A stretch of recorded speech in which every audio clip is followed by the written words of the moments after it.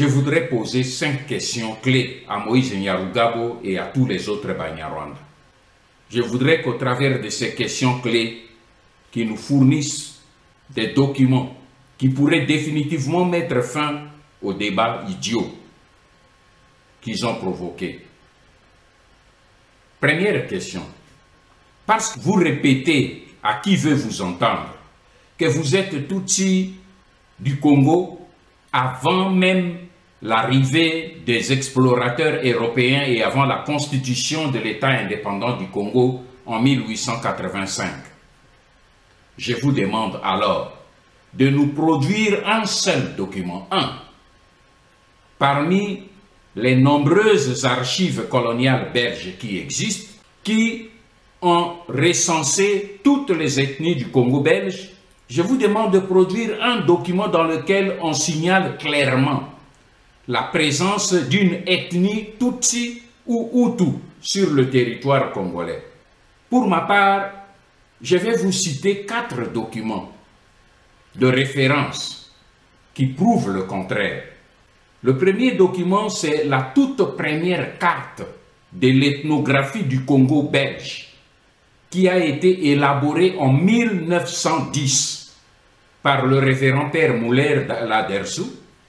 Cette carte ne signale nulle part les ethnies Hutu ou Tutsi.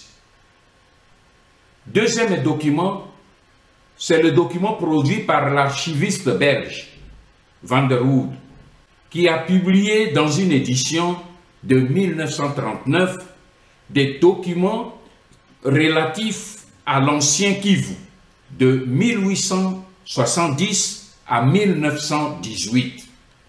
Ces documents reprennent toutes les 16 tribus de l'ancien Kivu. Baolo-Olo, Balembe, Baande, Bagoma, Babwari, Babove, Babembe, Bavira, Bafuliro, Bashi, Bauvu, Baounde, Wanyanga, Bashu, Baswaga et Bahama.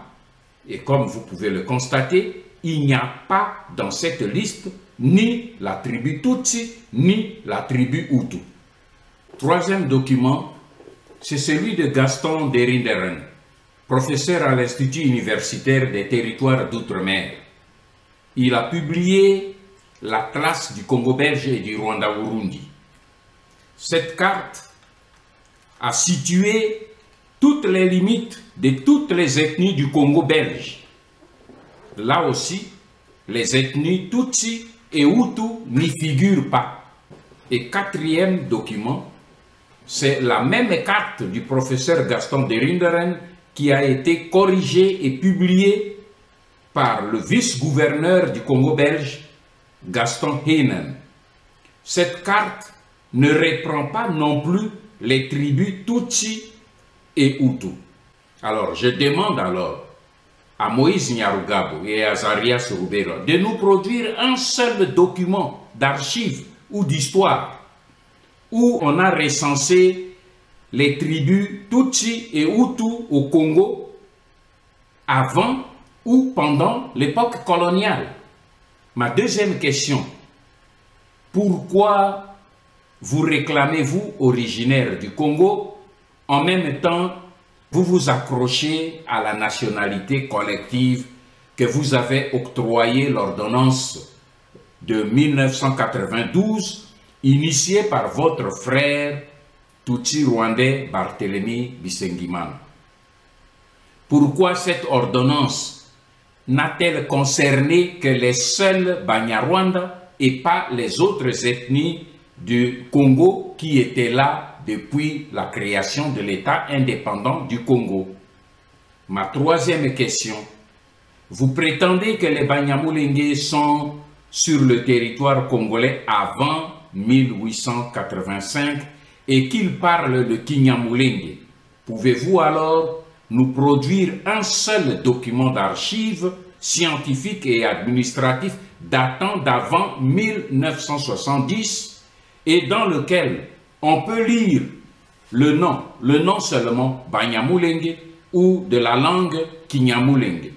Car nous savons en ce qui nous concerne, nous avons produit des preuves que ce néologisme de Banyamulenge a été inventé par Isaac Frédéric Gisaro Muhoza dans les années 1976. Ma quatrième question, vous prétendez être les originaires de Mulenge, dont vous portez le fameux néologisme de Banyamulenge. Or, Mulenge se situe au nord, à Uvira. Comment pouvez-vous alors expliquer que vous, les Banyamulenge, vous vous battez aujourd'hui pour réclamer la terre de Minembwe qui est située à plus de 100 km au sud, à Fizi? Expliquez-le nous. Et je termine ma cinquième question en posant deux questions personnelles à M. Moïse Nyarugabo. Première question.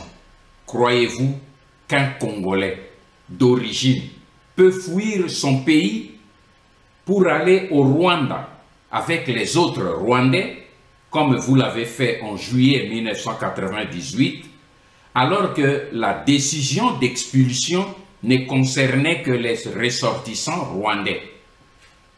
Pourquoi n'êtes-vous pas resté aux côtés de Laurent Désiré Kabila pour défendre votre territoire national, y compris votre terre de Minembwe?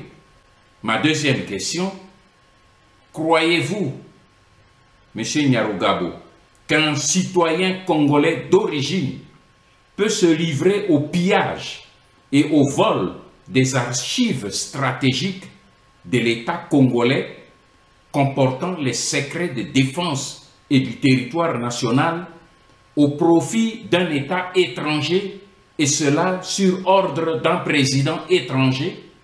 Une chose est certaine aujourd'hui, vous devez abandonner votre projet parce qu'il ne réussira plus jamais.